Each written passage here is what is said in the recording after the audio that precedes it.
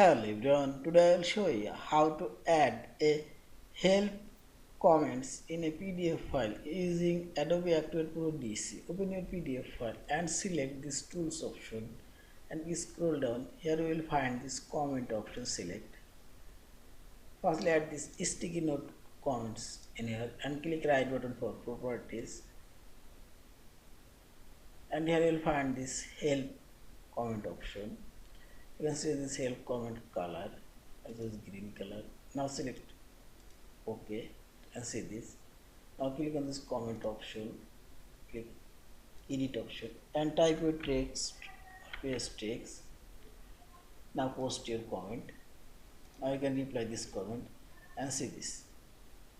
For this help comment now inserted here. Yeah, this is.